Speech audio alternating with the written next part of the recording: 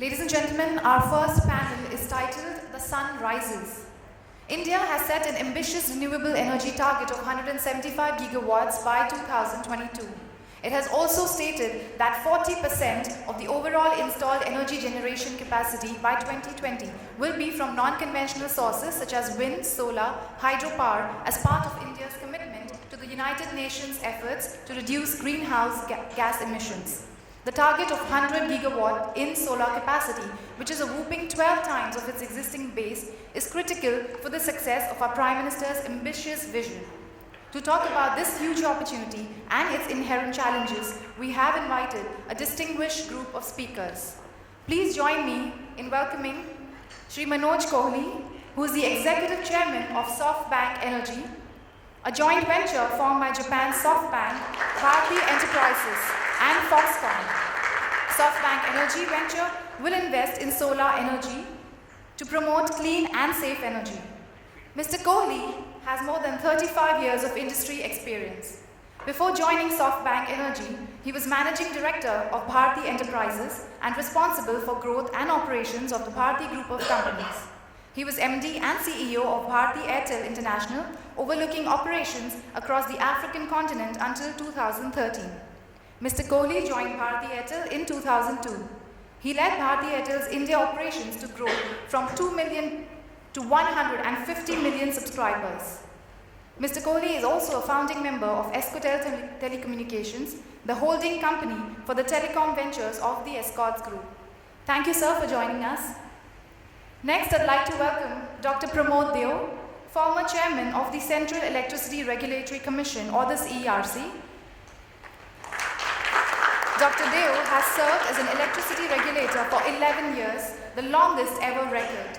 He has 30 years of experience in the Indian administrative services, of which 20 years have been at the policy and project management levels. He has worked in the power sector under the central government Ministry of Power and with Maharashtra's Department of Energy and institutions like the United Nations Environment Programme. Mr. Deo holds a master's degree in physics, a doctorate in infrastructure economics, and has done postdoctoral research on energy policy and economics from IIT Delhi. He's the co-author of 3 books. Thank you for joining us, sir. Next, we'd like to welcome Shri Basant Jain, who is CEO of Mahindra Sustain. Mahindra Sustain is a diversified services company in sustainable infrastructure and renewable space. As CEO, Mr. Jain has been with the Mahindra Group since 2005. Prior to Mahindra Sustain, he worked with Aditya Birla Group, Raymond, Vedanta Group, and the GVK Group. Mr. Jain has 18 years of experience in business development and management, project development, contracts, procurement, M&A, risk management, MIS, financial planning, and budgeting. He has a bachelor's degree in electronics engineering from the Madhav Institute of Technology and Science, Gwalior. Thank you, sir. Next, we welcome Shri Anurag Mundra, Joint Managing Director of Ujas Energy. Ujas Energy, based out of Madhya Pradesh, is a one-stop comprehensive solutions provider for solar energy. As Joint MD, Mr. Mundra has worked in various roles at the company and has more than 15 years experience in the transformer business and 6 years in solar. Mr. Mundra has a bachelor's degree in commerce and a postgraduate diploma in business administration. He is a CFA, charter holder certified by the Institute of Chartered Financial Analysts. Thank you, sir.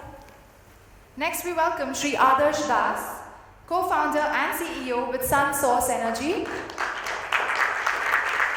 Ladies and gentlemen, SunSource Energy develops, engineers, procures contracts, and operates solar power plants and projects.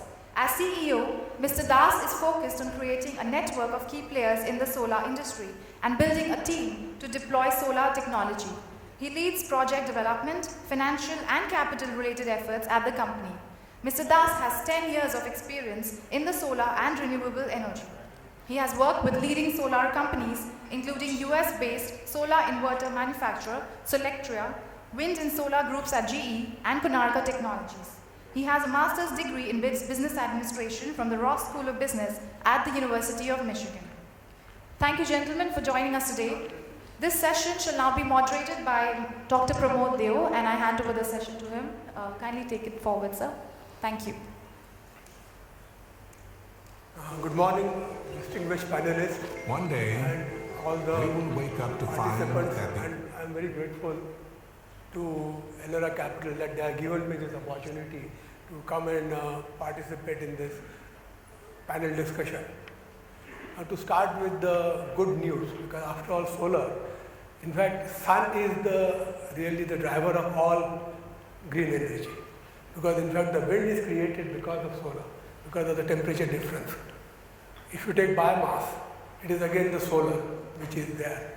So I think except for hydro, but if you were to take hydro, it is also because of the rains is caused by solar. So solar is at the focus, and that's why I think in Indian philosophy, solar has such an important sun, the sun god. Now, if we were to see the good news, obviously in the recent COP22 in Marrakech, now the International Solar Alliance, that now 20 have already signed, and it has to be ratified by 15 countries to come into really operation. And this was what the Prime Minister Narendra Modi had announced in the Paris thing. So that is the important development, which is a very positive thing. Now we obviously come back to India, and we have been talking about 175 gigawatt of green energy and 100 gigawatt of solar. From 20 gigawatt was the target under the old National Action Plan on Climate Change, and we have moved to 20 to 100. It's really very ambitious. We have added 8 gigawatt. But the issue comes is this green energy is not uniformly distributed. Because if you were to take Rajasthan, Rajasthan itself has a potential for 300 gigawatt. So obviously Rajasthan cannot consume that. Now what are the drivers for this consumption of green energy? Because it is the Electricity Act which provides renewable purchase obligation. And what the law says is that the state regulator shall fix this renewable purchase obligation, keeping a fine balance between availability of resources, and also its impact on the consumer tariff. So that makes it very important that now you can't expect Rajasthan to consume 300 gigawatt. Obviously their need will be much less. In fact, you find already under the government's new policy, now Madhya Pradesh has gone in a big way. Madhya Pradesh will not be able to absorb that. It has to be, and that's why the idea came when I was chairman CRC. We asked Power Grid, that time we are looking at 20 gigawatt. So we said that we should have a green corridor plan. So that green corridor plan has been updated. Now we will be having that, but that is an interstate. Now from interstate to interstate. Now finally, who are the buyers of your energy? Issue, because we have a distinguished panelist here, they will be talking about that. But I'm going to raise a question based on my experience, the energy secretary, then regulator. Finally, the consumption is going to be by DISCOM, what used to be the SCP. Then we have a new category created under the Electricity Act 2003, that is so-called open access consumer. So given that these open access consumers, we are looking at large consumers, industrial and commercial, they will be very happy to buy. If the solar prices have fallen, they will be very happy to buy. But then they have to be given really open access. Now again there we run into problems. And third category is captive power generators, because many industries have captive, and over the years, because of the uncertainties about the grid supply, and also you have to have certain industries continuous process, you will always have some backup, that's why you have captive. Now recent Supreme Court judgment is a silver lining for all the investors and those who want to sell their equipment. The Supreme Court has made it very clear, because this was the interpretation made by us, regulators, and that has been confirmed, that they are obligated entities. And obligated entities means, because the renewable purchase obligation is based on consumption. So if you are consuming 100 units, and if the regulator were to fix 6%, that means 6 units must come from green sources. Then when we first time were facing the National Action Plan on Climate Change, the issue came, if we were to have one RPO, solar might get neglected. So solar was given special importance. So we came with a solar purchase obligation. So the national tariff policy was amended, and we said that there will be separate target for that. So the issue is, are the regulators going to fix ambitious targets, and second, will they implement it? Because the experience has been rather poor. Because we realize that since the green energy is not uniformly distributed, what we could do is, we could have a green energy certificate. That was the renewable REC, renewable energy certificate.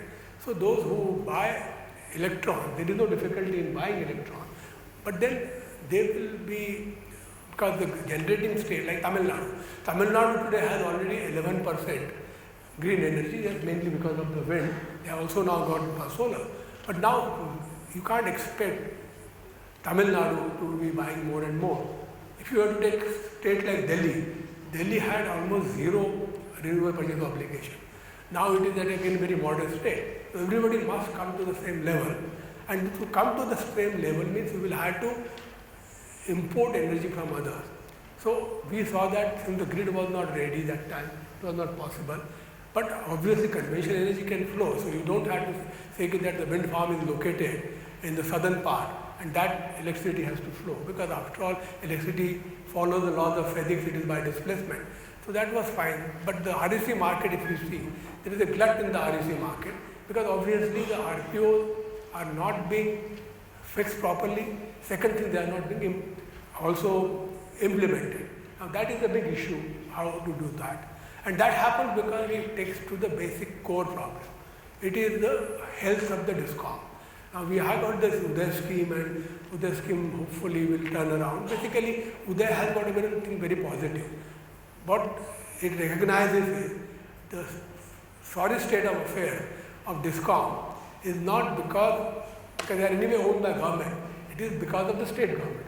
The state government set up the agenda, set up the policy. They really run them as if they are government department. You may call them as an enterprise, but it is not an enterprise at all.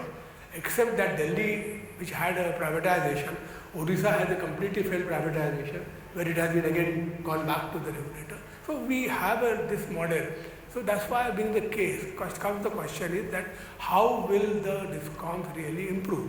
And the answer to that is very difficult to say today. Because if you were to say the recent study, which has shown that out of the something like only 20 regulators have come with tariff. And the worst is Haryana and Punjab, they have reduced tariff. Now UP has increased tariff only by 3%. It has signed with that. Now if that is the case, because as more and more green energy comes, we will find that the cost of the power will increase, because there is no way you can avoid that. Because it is not only, you can't look at only at solar prices dropped to 4 rupees. Because in 2011, we first time came out with the preferential tariff or the FIT, feed-in tariff for solar. Based on the cost, it was coming to 18 rupees. From 18 rupees, we have come to 4 and odd this thing. But that cost, we have to remember the solar plant has efficiency, capacity utilization factor of only 16 to 17%. As against the thermal. So obviously it will be available, it will display. So all those costs are there. Then there will be also cost of ancillary services. Peaking power will be required. As I said also that because when we are bringing the green corridor, also states will have to invest money in their transmission. That also cost has to be paid finally by the users at the DISCOM. It finally gets passed on to that. So that is the picture that we are seeing that. Now it is all because of the political economy that we are facing, because agriculture has to be subsidized, because agriculture is a holy cow, because most of your legislators come from agriculture sector, so they had to be looked after. You take the case of Maharashtra, 96,000 consumers are the industrial commercial, 1 megawatt and above. They contribute 53% revenue out of say like 60,000 crores.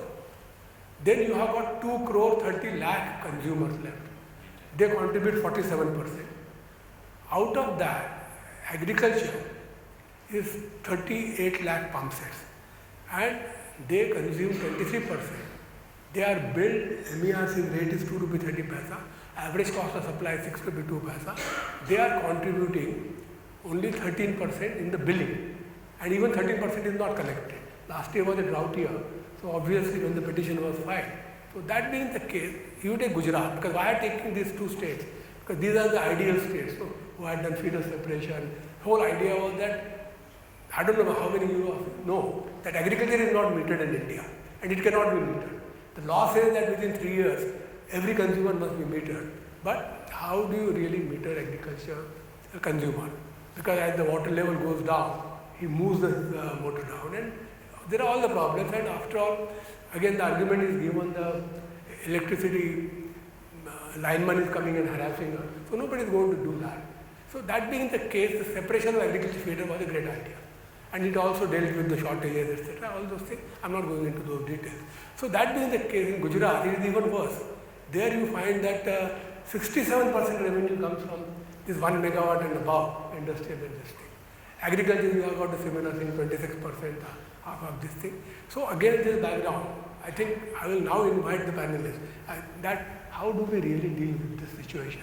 Because it really requires, since the Prime Minister talks about cooperative, competitive federalism, it is a matter of time that we have to sit with the Prime Ministers, Chief Ministers, and really discuss how do you deal with the agriculture. Because as such, government gives subsidy in Maharashtra. When 2 rupees 30 paisa is the tariff fixed for agriculture, Maharashtra government gives 3,500 to 4,000 upfront subsidy, so that the actual tariff for agriculture is 1 rupee 20 paisa. And Maharashtra Chief Minister is talking of providing solar for agriculture, which will be a great idea. And he will say, we will not charge more than 1 rupee 20 paisa. So which means we are looking at heavy subsidies coming from government budget. How is that money to be raised? Those are the issues. Already the state is burdened with this thing. So I think this was the introductory remark. Now I think this thing will be, I request Mr. Manoj Kohli from the investment bankers point of view, what he has to say. Well, thank you, Dr. Dev. I think we have a situation where the global and national scene for renewables, especially solar, is building up in an extremely optimistic way, because the technology is improving, the affordability is improving, storage is coming, so many positive things are coming. The second, cut to what Dr. Dev said, the reality at the ground is not so inspiring. Clearly, the reality of the ground has to be dealt with. You can't have that a global technology comes or a national vision comes and deals with that without any specific interventions. I think it's very, very important that a vision, when it has to be executed, such realities are dealt with clear mind and with clear decision making by the central government and by the state governments. Now, I believe that fundamentally the entire fossil-based power across the world, and I've talked to people in US and Europe and other parts of the world, will be replaced by renewables, wind, hydro and solar. It may take 20 years, it may take 25 years, but it will be replaced finally. Because it's becoming very, very clear that this transition will be as good as the transition I've seen in my earlier life from landline to mobile. Today nobody uses, even my mother who's 80 years doesn't use landline. She uses FaceTime. So clearly the world will use only renewables. That vision is clear, that I think direction is clear. But the world will use that only if the catharsis is on the way, and the catharsis is what he said, how to deal with, and I'll describe, let's say, 2-3 areas of catharsis, which have to be dealt with. Let me divide this into two parts, project catharsis and macro. Project is that all these renewable projects need a lot of land. Therefore, Government of India fortunately has done a great job. They have built solar parks, and I think it's a fantastic idea, innovative idea across the world. Because land requirement is in thousands and thousands of acres. Second is taking the grid to the land, where the land is, which also is happening, started to happen. I know all the projects in the last 5-7 years have been delayed because grid was late. Now government is taking cognizance, PGCIL, etc. is taking cognizance. So grid is moving to the solar parks. The other issue is the strength of the PPA, which traditionally has not been as close to international standards. Now government is intending to take it to the international standards, and that's very important. Because if we are talking of $200 billion of investment, that investment will only come if the PPA and the counterparty are of international standards, are healthy, are financially right. So these are the project-based expectations of the investors like SoftBank or any other Western or even domestic investors. Now coming to the macro, three big issues which we see, and luckily government is resolving it systematically. It may take time, but government is. I think DISCOM being the demand factor is the most important issue which government is confronting. And I can tell you, because I keep on talking to government people, I think they are determined to settle this. This project Uday is only one aspect which has started well. It is expected that Rajasthan DISCOM, as per government, will turn profitable next year. Now Rajasthan DISCOM is the worst in terms of profitability across all the DISCOMs of India. And if Rajasthan can turn around by next year, I think other DISCOMs which are much less loss-making in the past, accumulated losses, I think will happen faster. So this is a test. I think we need to wait for next year. If Rajasthan and other such DISCOMs, there are 5-6 DISCOMs which are 75% of the total losses of India. If that can happen, then I think then the DISCOM's health will start coming back and DISCOM demand will start coming back. I think that's a very, very critical factor for us.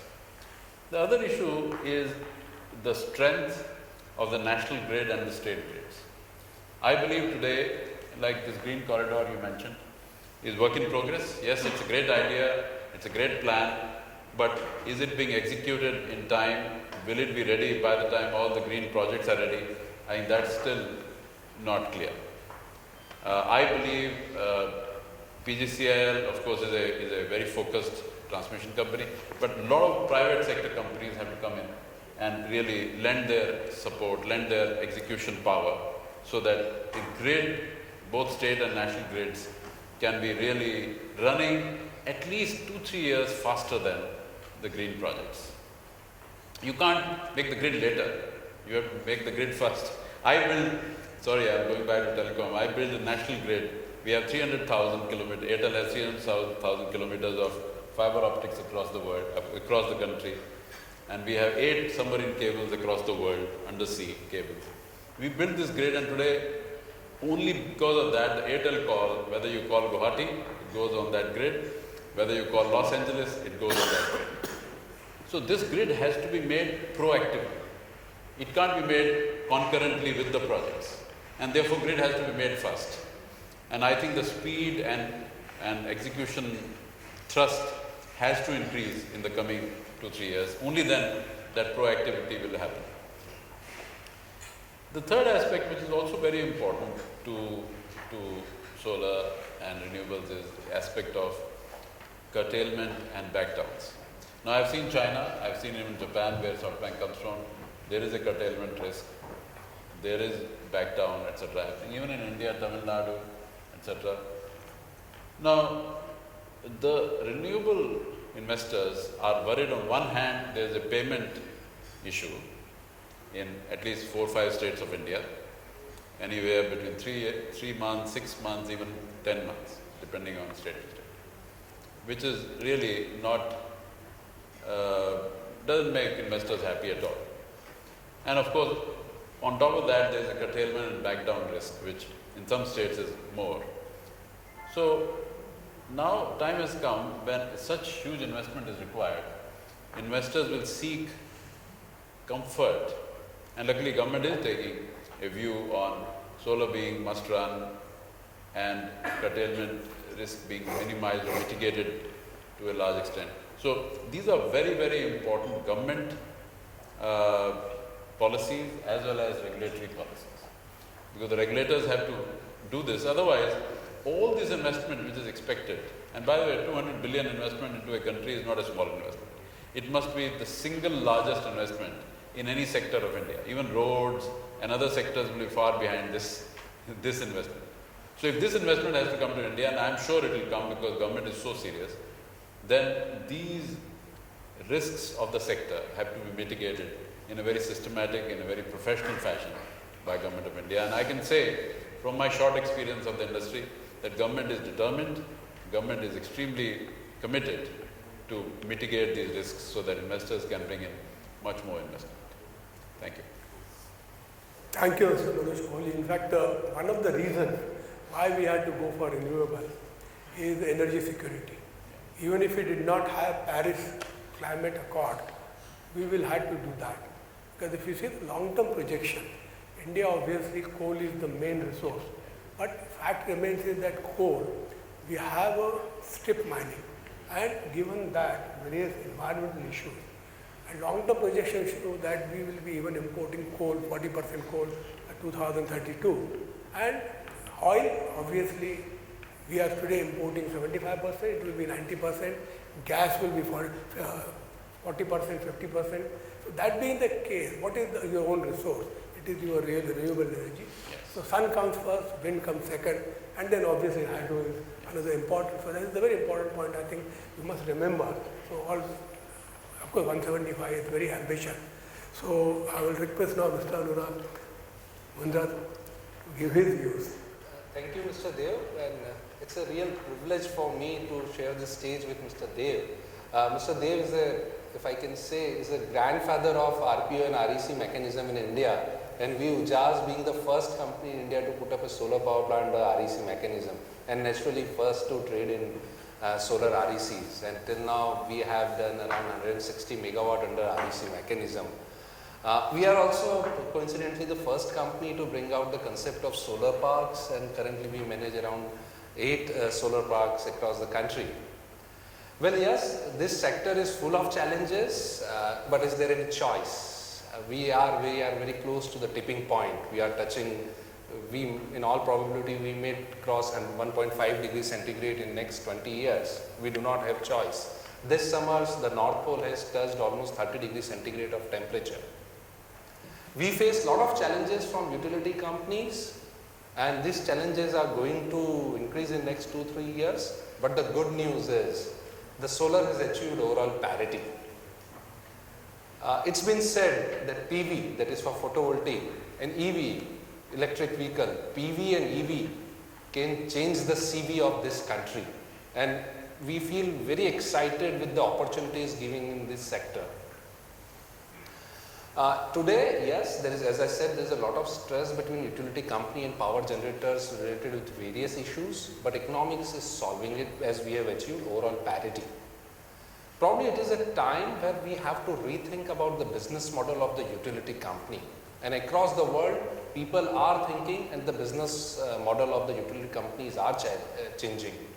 We are facing a lot of stress from the utility company across the sector, whether you are a big power generator or a small rooftop power generator. But to give an example, Germany, which is like the world leader in solar power, one of the very big utility company, E.ON, from 1st January 2016, the E.ON has bifurcated and spin off its traditional business of generation and utility in another company called Uniper. And renewable being one of the important source of producing power stays in E.ON. Probably the time may not be very far in India where the utility company have to rethink their business model, and it's going to happen in next 3 to 4 years. The Electricity Amendment Act, which is already tabled in Parliament with the standing committee, where the carrier and content function of utility company needs to be bifurcated. Now, the moment this thing happen, I believe the lot of stress related between generator and the utility company will slowly and gradually will go away. Just to give some statistics, as Mr. Deve also mentioned about COP21, after China and US, India is the 3rd largest carbon emitter country in the world. And whatever the carbon we emit, 40% of that come from electricity generation. So if you want to save this planet, probably it's time to rise, and yes, whatever the challenge may be, we have to come forward and face it. And economics is helping us in a big way. Thank you. In fact, the bad news is that nothing is going to happen to the amendment to the Electricity Act, because apart from that, BJP doesn't have majority. The fact is that the standing committee, when consulted the states, all the states said, keep it in cold storage for 5 years. After 5 years, we will consider it. So that being the reality, Ministry of Power has accepted that. And Ministry of Power has tried to do certain things through new tariff policy. Now, whether the things can be done through new tariff policy is a legal issue, because tariff policy is issued under Section 3, and you cannot really go against the provisions in the law using one section. Those are all the legal judgments. So anyway, that is where we stand. That's why I say uniform RPO obligation cannot be imposed. It has to be finally done by the state regulator. There is no way you can impose it and implement it. And I think I'll turn to Mr. Vasan Jain. Thank you, sir. So a lot has already been spoken about why do we need renewable, and I don't think we need to, being an Indian and coming from the rural background, really be trying to justify the relevance of sustainability. So if you all remember, in good old days in India, we used to worship trees, river, sun god. For us, these were like symbols of our religion, including our livestock. So, Indian tradition is to live with the concept of sustainability, to live in a frugal manner, not to really lead an extravagant life. But as country becomes, is marching towards development and aspiring to be one of the leading economy in the world, we have no choice but to really look at sources of energy which will allow us to grow, at the same time also preserve the future of our generation.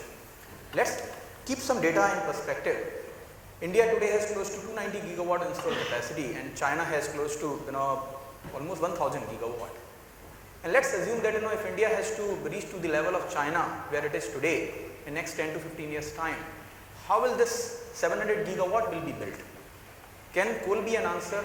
Can wind be an answer? Hydro be an answer? We all seen the challenges of coal, the way the international prices of coal have fluctuated and leading to the huge build-up of NPA in our system. Leave aside the carbon challenges and all that. And also the hydro power, the way it has, look at the Uttarakhand challenges, where we felt that the hydro is the best example, but 3-4 years back, we have this deluge in Uttarakhand, and the mini hydro were also one of the region. Now we are left with very few sources of energy which can help us grow and reach to level and allow us to feed the country's population and also build this economy ahead. So nobody can deny that solar is an answer. Now we all understand the beauty of solar. This is one source of energy which takes barely 8 to 9 months time to deliver. And if we can fix the issues which pointed out, no reason that why we will not be able to reach to a level and be self-sufficient in terms of our own energy requirement. Now, if we were to look at the structural challenges which Dr. Dev has pointed out, the whole issue of agriculture tariff and people treating rural area as a holy cow. And to me, again coming from that background, a lot of people believe it's the paying capacity of rural India, and this is why the government is giving this energy for free. I don't believe in that. Villager in those areas, and they do not have access to electricity. What option do they have? Today they have to run DG genset. Let's understand how many hours the electricity is available in those villages, and we say that it is available for free, whether it's a MP or Rajasthan or rural part of Maharashtra. The fact is, on paper we say that the energy is being provided for free, but there is no energy and people are still relying on DG genset. Now, who is paying for it? If you look at the diesel subsidy in India, one of the biggest contributor for DG subsidy is the rural India.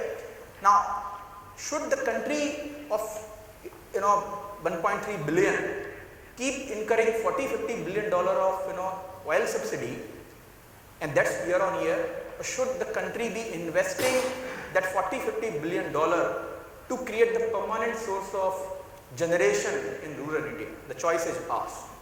Now, very clearly, if we do a math, now who is incurring that subsidy of $50 billion? It's the state government, and it percolates down to people like us, industries who are paying cross subsidy charge and all that. Now, why not we look at little differently and create those permanent sources of energy in rural India? And not only the solar energy can be then used to irrigate the field, but also to lit the home.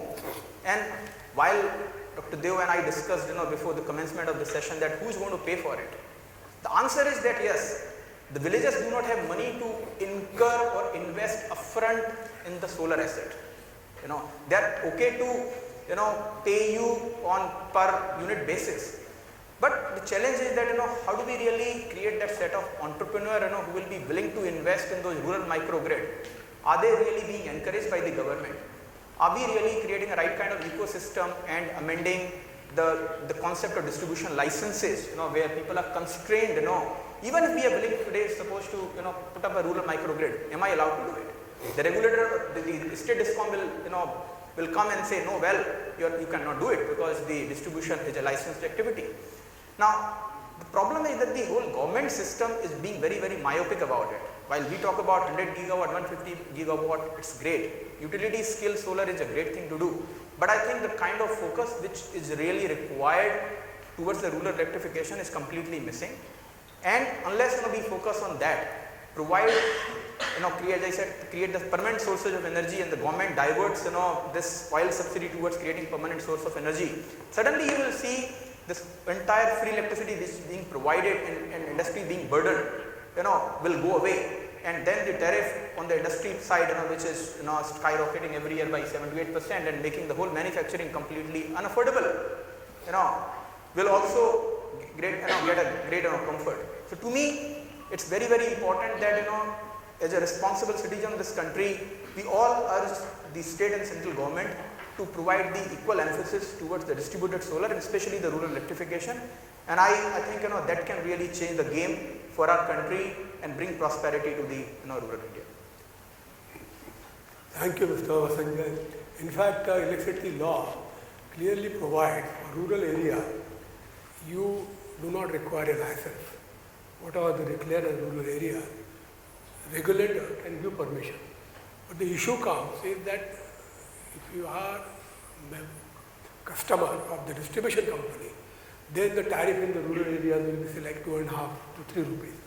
Then comes the question is that if an entrepreneur sets it, his tariff will be higher. So in the forum of regulators, where all the chairpersons of the state regulators are members, we had studied this. And that study is available on the FOR website. And what we had suggested was, let DISCOM take credit for the renewable purchase obligation, whatever the energy is supplied, so that the tariff for the consumer will be the same as it is in other areas. And that differential will be paid to the entrepreneur. Second thing is, tomorrow when the grid reaches there, his assets will be taken over, but he will be fully compensated. That guarantee has to be there. Now these are the things which elements of this kind of a policy are available. If we work on that, it will be possible to really go that. And in fact, if we were to really say switch over entire supply for agriculture to solar, in fact, you can even bring in wind, because after all, it is one integrated grid. It is possible. In that case, many of your problems will be solved. What subsidy you want to do? Okay, you decide what you want to give. Maharashtra Chief Minister said 1 rupee 20 paisa, give it 1 rupee 20 paisa, but that money cannot be paid by the distribution company. Because if you want Make in India, industry cannot keep on paying 8 rupee plus tariff. That is impossible. And I think we will now hear engineers, Mr. Adarsh Das. Thank you, Mr. Dev. It's really nice to hear from my distinguished co-panelists some very, very important points raised here. We were asked to present the entrepreneur's perspective. So I'll start by a slight deviation, and we'll come back to the topic at hand. Entrepreneurship is defined in many ways. One way in which entrepreneurship I've heard entrepreneurship defined, and I found it a bit funny, was that entrepreneurship is the pursuit of opportunities far beyond the resources controlled. So a lot of what we have been doing at SunSource for the last 6 years has been very much in line with that definition. We have grown from zero to this year's expected revenues of more than 110 crores, and we have been able to do it through a combination of innovation, solving problems which keep coming up.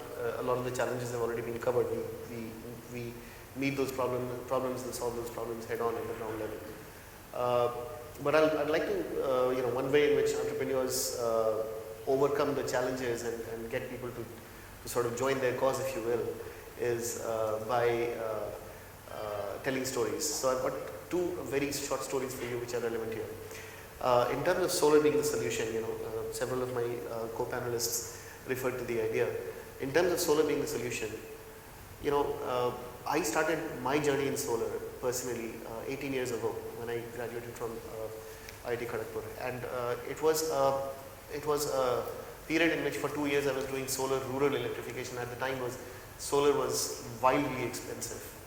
Nobody even imagined that solar could be a solution at the ground at scale, and there would be hundreds of megawatts of plants being built all over the world. The largest plant that I built in that 2-year tenure that I spent with a company called Selco in Bangalore was 1 kilowatt, and I was really, really proud of designing and building that plant as an engineer. That was 18 years back. I've spent since then almost my entire career in the solar and renewable energy industry, and what I found is that this industry surprises you over and over and over again. Mr. Mundra referred to all the problems slowly but eventually almost inexorably being solved by the economics, right? The economics has turned out to be just amazing, and a lot of people would tell you that economics could have solved a lot of the problems much sooner had the industry not been held back for a long time. A lot of people actually still believe in that. So I have seen the largest inverter, for example, which used to be available for connecting to the grid, say in 2001, 2002, when I was working in the US for Solectria, was a 10 kilowatt system, and I helped my company launch a 2 kilowatt system into the market, into the US market, and it was extremely difficult. The utilities were absolutely opposed to the idea of 10 kilowatt type inverters being connected to the grid, and the standards did not exist. IEEE 1547, UL 1741, these are all coming into existence at the time. It was hard, but the industry kept on functioning, kept on pushing, and it kept on solving the problems. And we are where we are, where a 1 megawatt inverter is an extremely common pedestrian thing, and for it to have 99% efficiency is a very, very common thing.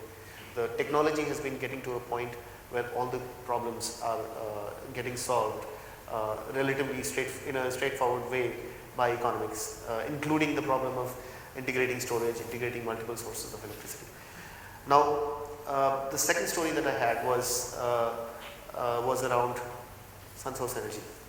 What we have been able to do, so I spent, just to finish that story, I spent 10 years in the US, and 6 years ago we launched this company in India.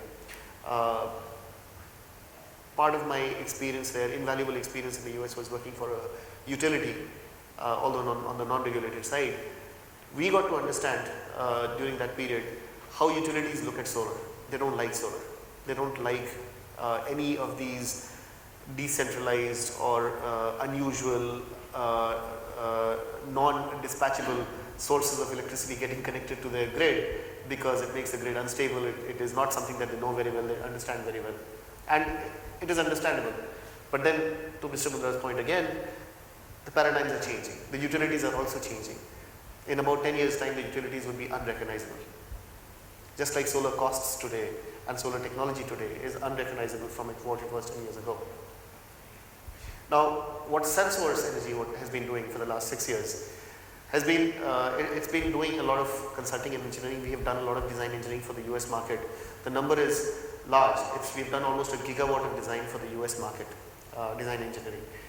What Sunsource Energy has also been doing has been decentralized projects in India. So we have built more than 100 solar PV projects for commercial and industrial clients. So these projects range from anywhere between 50 to 100 kilowatts to the largest one that we are building in India is 2 megawatts. The largest one we have built outside India is 2 megawatts. So these are rooftop plants. We are also building some ground mounts, which I'll get to in a second.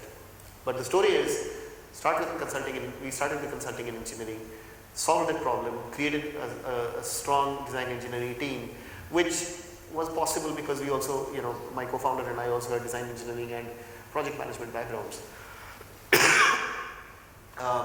Having built that team, we utilized that team to, and the team is getting paid for by our revenues from the US and other sources. So using that team, we started doing projects in India. We've done the largest project that we are currently building is a 2 megawatt rooftop project for a textile mill in Bhilwara, Rajasthan.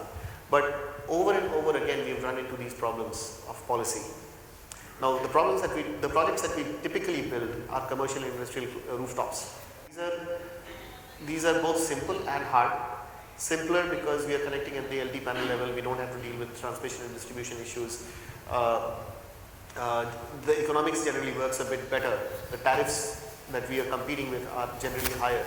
And so it is easier to convince the clients to go with our projects, be it on capital basis or third party investment basis, the EPC basis or the PPA basis. So these projects are admittedly easier to do and sell, and they're also smaller, but then they have their own complexities. The rooftops can be very tricky.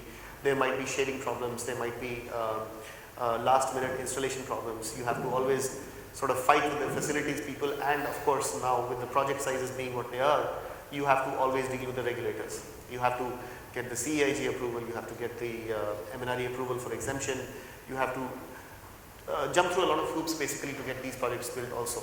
So we have been solving these problems at the ground level, and it's been hard.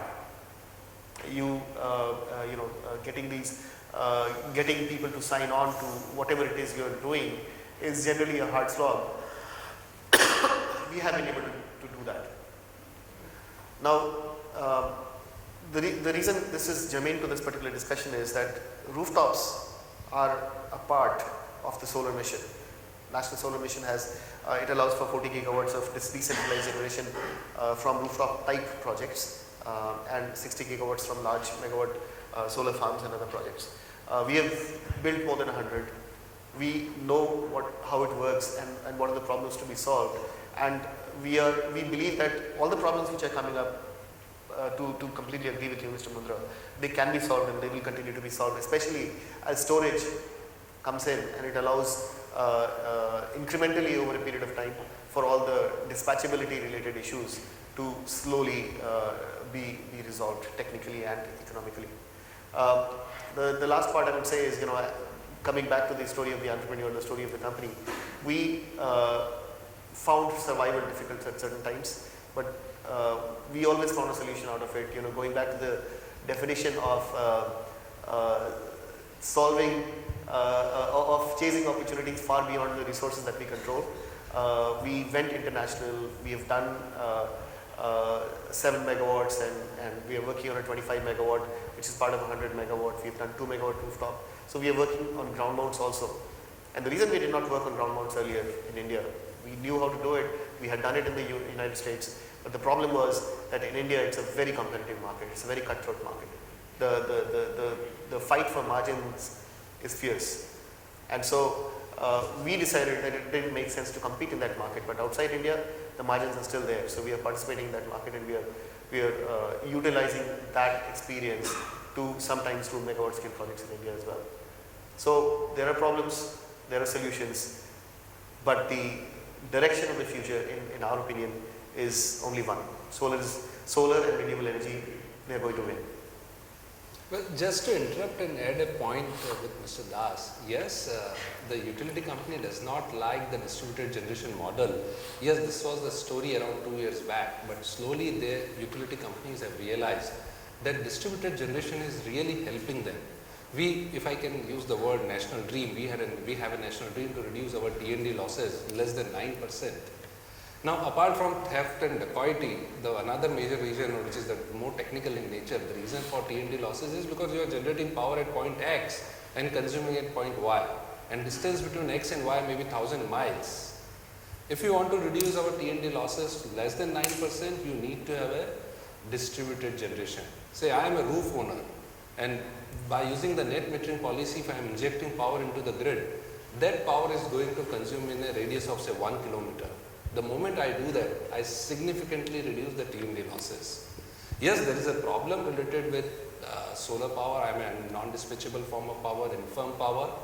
But if you look at the scenario, the storage scenario, today the battery cost is around $350 per kWh, and it's been believed that in next 2 years it will touch $200 per kWh. The moment it touches $200 per kWh, it gives a very large bargaining power in the hand of power generators. Probably that is the point, that tipping point, a solar power generator or a house owner can say to a utility company, kindly disconnect. Though I am not saying that the house owner will say that, but it gives an immense power in the hand of a house owner. And that scenario is just 2 years away.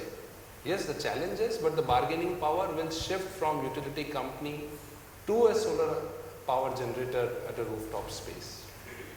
Thank you, Siddharth, for giving your this thing and your comments. In fact, the reality today is FOR has come with model regulation for net metering. 25 regulatory commissions have come with gross or net metering. Also, some of the DISCOMs have issued various circulars. Ground reality is because this 40 gigawatt is very disruptive for business of distribution company. Because if these consumers again are the paying consumer, it's not only the residential, industrial and commercial. For them this is a very attractive thing because they are going to be paying instead of 8, 9 rupees. If you can do it for 5, 5.5 rupees, it is always welcome. In fact, my childhood friend from Nagpur, he has installed this, but finally he had to approach me. He said, finally MSCDCL is still not giving me permission, final this thing. So my old organization, I spoke to somebody, they did that. So that is the ground reality. So now we come to the Q&A, because we have, I think, just 8 minutes left for Q&A. You are most welcome, and please just introduce yourself, you from which organization or you are, and ask the question. Any panelist would answer and mention that. Please. Morning. Reference to rural electrification. Can you give your name and affiliation? My company name is UM Green Lighting. I am the director, Gaurav Mamik. Started this company about 4 years back. Emphasis is only on rural village electrification. Done mostly government projects in about 15 states. Installed about 80,000 home lighting systems in India and about 65,000 standalone street lights, all solar. Want to get into this private, mostly 99% of my business now has been government. Want to get in because of my infrastructure and in the states. Want to get into the private microgrid business because there is so much electricity which is not available, or if the electricity is there in the villages, it's hardly like 2-3 hours in a day which comes. So if you mentioned there was something known as like a policy where you could do microgrids. So if you could just explain a little bit more on that, I would appreciate that, on how we can do the private microgrids in the villages. See, in Bihar and Eastern UP, in Bihar it is based on biomass gasifier, and that the Ford Foundation has given them. Some of the entrepreneurs have said what they have done, they have given 2 CFLs to each household. For commercial they are giving 5 CFLs. And then they supply for limited hours, basically it is only for the lighting. And that is for, whereas in Eastern UP, it is based on the solar rooftop that they are doing it. Question is that Rural Electrification Corporation have the policy.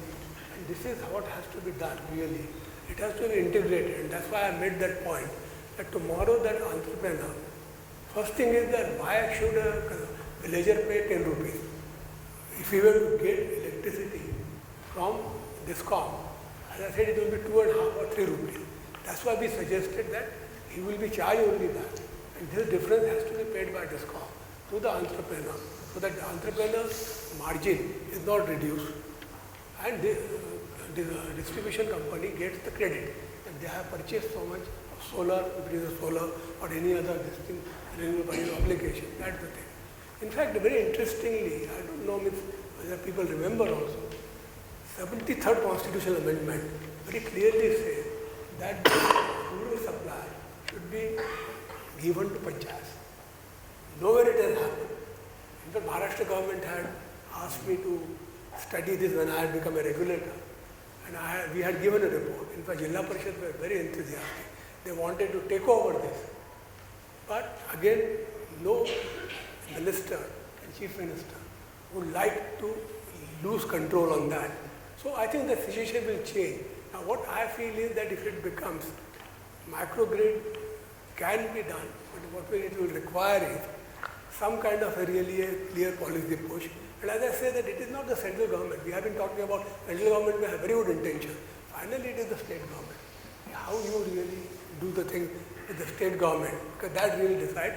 Electricity in a federal system is for all practical purposes the state subject.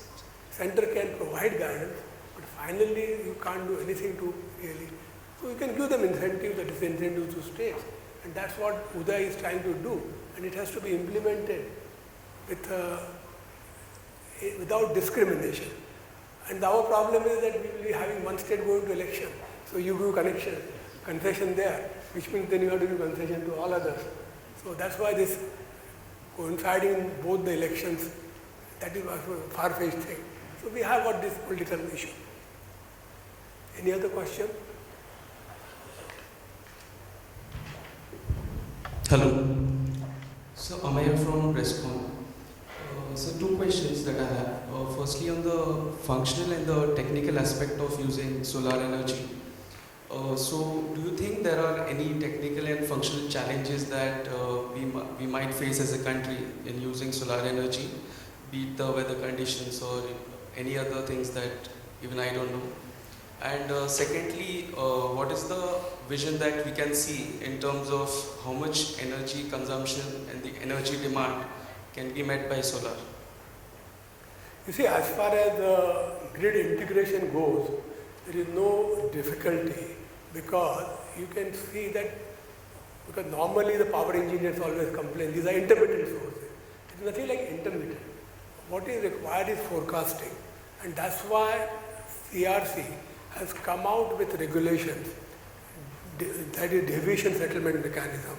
And what they had done is, in the deviation settlement mechanism, they have socialized part of the cost, so that the solar and wind, they will have to do the forecasting. Once you do the forecasting, because every 15 minutes you have to give your this thing, they have given more time for the renewable energy. So it has been done. And since you are a power engineer from DISCOM, you would obviously realize that. In fact, that has to be adopted by all the states, because again the issue comes, states will have to do that. And as far as if you want any engineering thing, I think Das will be better to, or Mr. Bansal, Mr. Jain. Mr. Jain.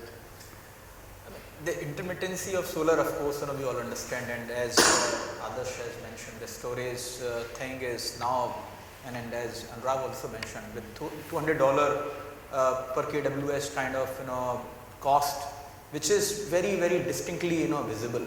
So nobody can deny the intermittency nature of solar. But today, if you were to look at our energy generation, if it is being connected to the grid, we are like a drop in the ocean. Okay, we are yet to reach to a magnitude where we need to worry about the grid instability and all those kind of issues. Okay, so if you were to look at the total Indian install base and then the proportion of renewable there, it is yet to make any meaningful impact towards the grid instability. If you look at country like Germany or Denmark today is 100% renewable. okay, and Germany is almost 25-26%, and certain part of US like Southern California is almost 25-30% again on renewable. Now, with the advancement in technology towards the smart grid and all, which every single country is investing in, including the India. So I think by the time we reach to any disproportionate proportion of renewable into our system, a grid will be equipped to manage it. And if we couple the storage with it, which if 2 year, 3 year is $200, I'm quite sure say 10-year kind of thing, one can easily imagine $100 kind of thing. And there are many alternative form of storage which are coming up, not necessarily lithium ion or lead acid, which are mainly meant for the for the smaller kind of system. But for the grid scale, I believe there has to be different kind of solutions. Flow batteries is one part of it, compressed air. So there are many alternative zinc air. So there are, and there is a huge amount of interest which is there in the international tech tech experts, and they are investing money. So with this combination, I see 5 to 7 years later, this whole issue of intermittency, should not be there. Just to add on the Basanji's response, as a country, we are looking that by 2022, 8% of our energy consumption should come from solar. Currently, we are generating close to 1 trillion units per year, and you can build a model like suppose we grow by 7% per year GDP growth, and electricity typical has an elasticity of 0.9. We can forecast that by 2022 how much energy will we be requiring, and taking an PLF of somewhere between 18 to 19%, you will be able to forecast how many gigawatts or megawatts of solar power will be required. I believe this will help in addressing how much solar power can come in country by 2022. See, today we are 308 gigawatt, and if we were to talk of the green energy capacity, nearly 44 gigawatt. But in terms of the energy, it is only 6%. Yeah. So you have to remember that when we talk about 175 gigawatt, again something like 400 gigawatt of conventional, then that's not a problem. But what we require is, we have done a very wrong planning. We have been going only for base load station. What we require in peaking stations, we require more hydro. If we cannot have a storage hydro, doesn't matter. You have a pump storage, that is another solution, or even hydro with some pondage. Even that can be used for that, and that's why the ancillary services regulations have been introduced. Please have a look at the CRC, ancillary services regulations. They are exactly meant for this, because in case the system operator finds that there is a problem with the grid, he immediately calls upon that, and then that is done. That's how it is done, in fact.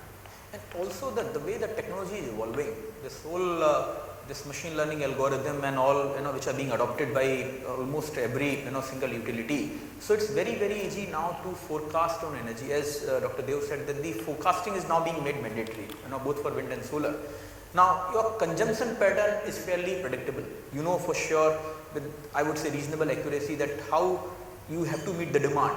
The challenge is that how do you really integrate your source of generation also with that. So if this forecasting thing becomes mandatory, then the ability of the utility to match the demand supply and still maintain the grid stability will only improve. Thank you. I think we have no question, or is the last question, I think. We are running out of time now. Hi, good morning. This is Vedic from ElaraCapital, and we run a green fund in India.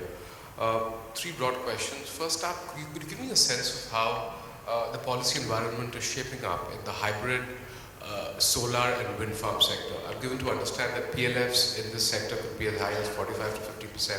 So if you give us the institutional response on how policy is shaping up there, and what kind of institutional interest you at Mahindra Sustain, SoftBank, and Ujaz might be seeing in that segment, with what kind of indicative IRRs that segment might throw up, point number 1. Second point is, the second question is that SEBs in India have been abysmal in meeting their contractual obligations, and RPOs are integral, for attracting financial investment into the sector. As a regulator, as an ex-regulator, so how do you think the policy environment is shaping up in India in ensuring that RPO commitments are not just limited to paper, but are actually disbursed on time? That's it for me. I think I'll request Vasan to reply to the first one. Then I'll take the second one.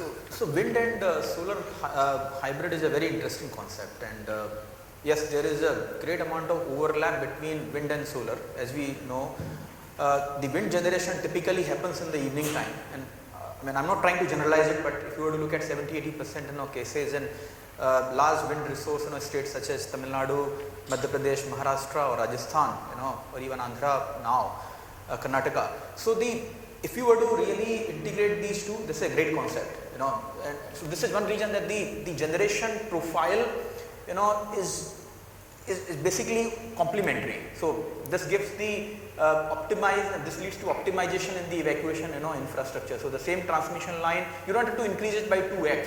You can, by marginally upgrading your evacuation system, you can accommodate PLF. So 45% PLF, of course, is achievable. The second benefit, as we all know, the wind works on a concept of footprint. So you still have a huge vacant land, in the between two, adjacent, wind turbine, and then you can use it, for solar.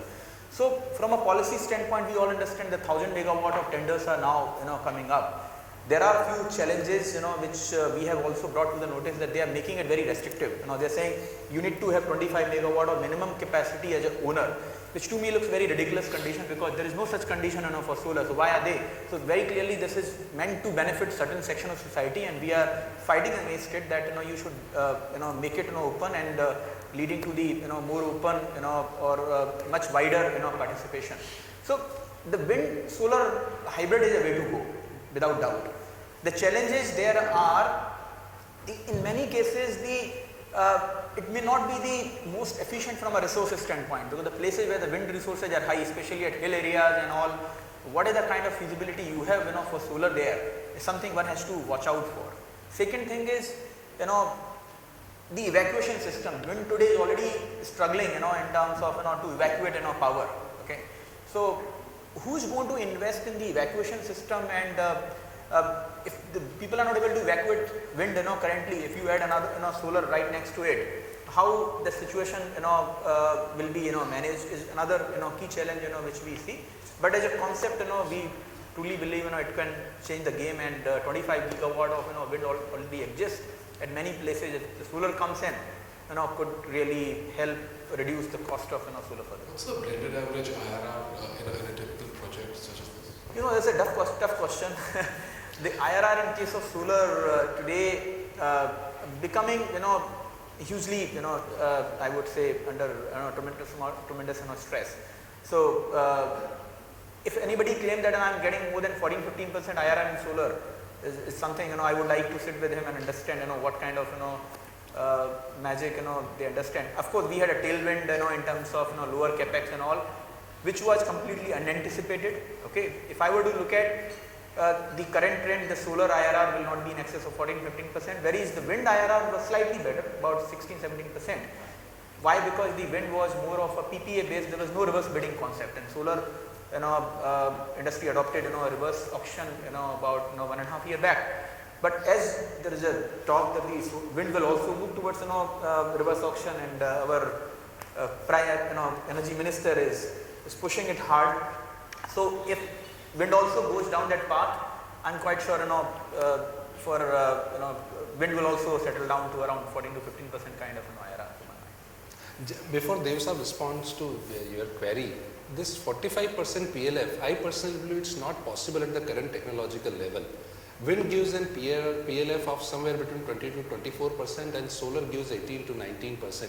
It's on a 24-hour basis. So even if you combine both on a given evacuation infrastructure, theoretically you can achieve 40 to 43%, but that is theory. But when you are going to optimize it, it nowhere reaches more than 35%. Even 35% PLF is again very, very optimistic.